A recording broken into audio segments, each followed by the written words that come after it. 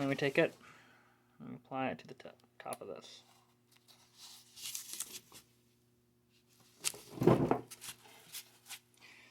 we push down. Okay. That's good and stuck.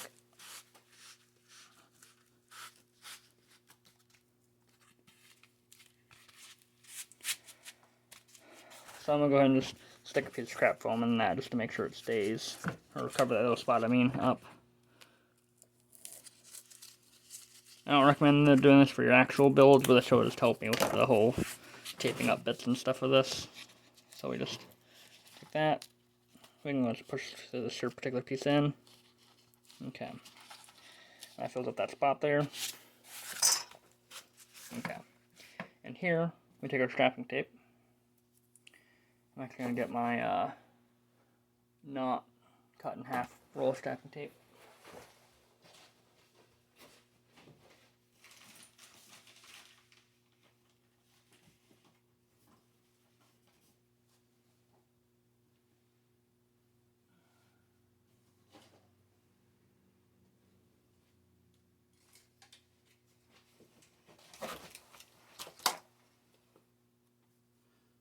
Okay, I'm back. Okay. I couldn't find my fiberglass style strapping tape immediately. That is not fiberglass strapping style. You want to have the fiberglass strands in the tape when you do this part. It will make the weapon last longer, and it's just overall the better way to do it. But for the moment, because this isn't going to be an actual build, we're going to take our tape. We're going to go from the front here, squeeze and wrap. I'm going to make sure to press really good and hard with our tape as we wrap around. That is an example of why you want the fiberglass version of this tape and not the not fiberglass variant of it. Stuff like that happen. Cut that off and then apply really tightly. Cut off there. Note that I cut it off on the striking surface after I've connected the two pieces.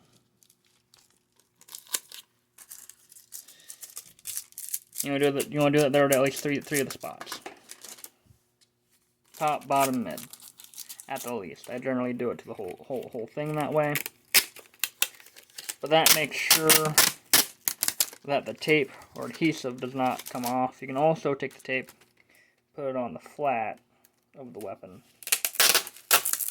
and then go across the face. And then go tight. And around. That's another way to do it. Another one to this here, kind of curled that corner in. This side's not so curled in at all. Cut off the tape. And then do it at the bottom.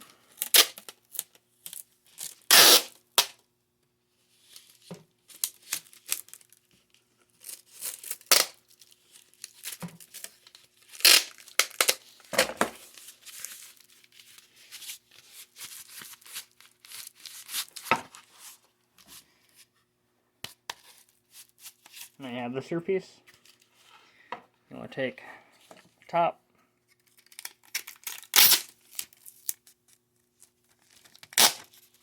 up and over and down. Note that you can put a stabbing tip on the axis. Highly recommend it, honestly. And also, when you do this here part, if you do this taping first and then do the wraparound, the wrapping around part will actually hold this tape down really well for you. It's been a while since I built an axe, so I forget little details like that here and there, unfortunately. But it's the better way to do it. Okay. And cut. Now, from here, what I'm about to do, I highly recommend using a bandsaw for this next part. But, oh, hold on, sorry, no, not bandsaw yet. So like with a sword, you make a box flare. These pieces are the width of the core, and these pieces is the core width plus these two flat pieces combined. And we call it a box layer because it forms a box around your sword. I made this here previously for another video about how to do swords. So I'm just going to lay it on there. And this is something you can only do with carpet tape. You cannot do this thing with DAP.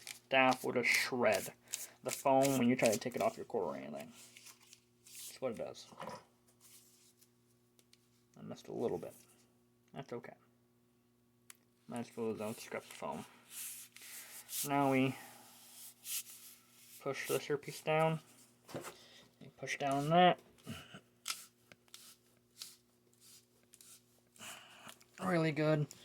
Make sure it gets nice and tight. Good and strong.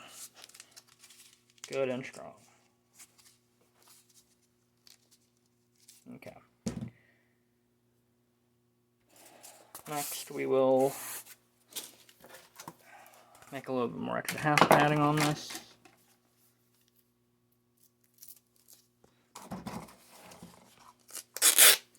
Cut an axe, you want to have more foam on it.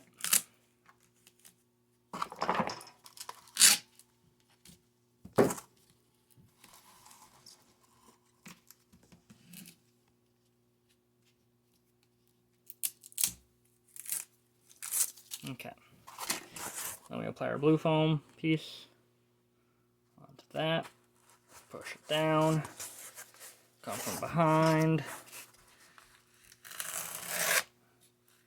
Make multiple light passes on this piece, pushing against the box to help guide your blade down better.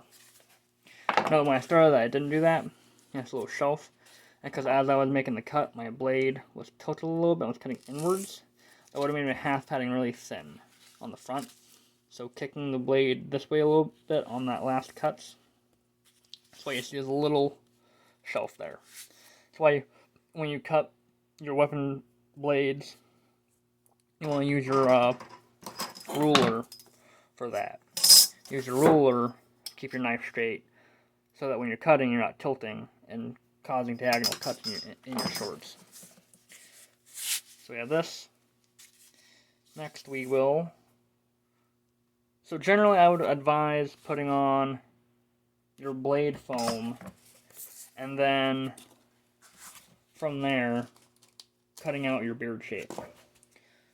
I'm not going to worry about doing the tip so much right at this current point in time. I'm just going to do the bottom here. Apply that. And this time I'm going to cut this way here, actually. Just for the sake of speed.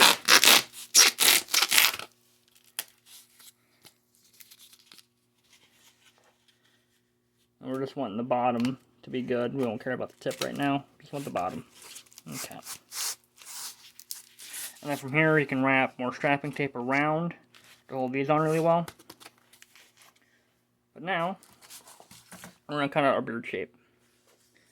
This is going to be odd to me, because I've never done this with a knife before. I've only done it with a bandsaw. Again, I recommend doing this with a bandsaw, but if you only have a knife, you can still do this. So I would recommend going to the edge of a table. I'm going to use the edge of my cutting board here.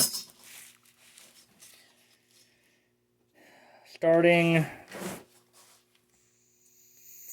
from the half padding, I will make an incision, going upwards and outwards. And you can curve it in and then down.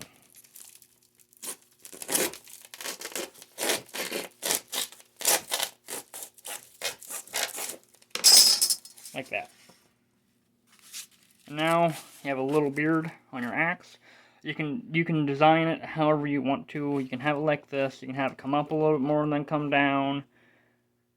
You want to make sure when you're doing this here that you keep this the same width as your half padding.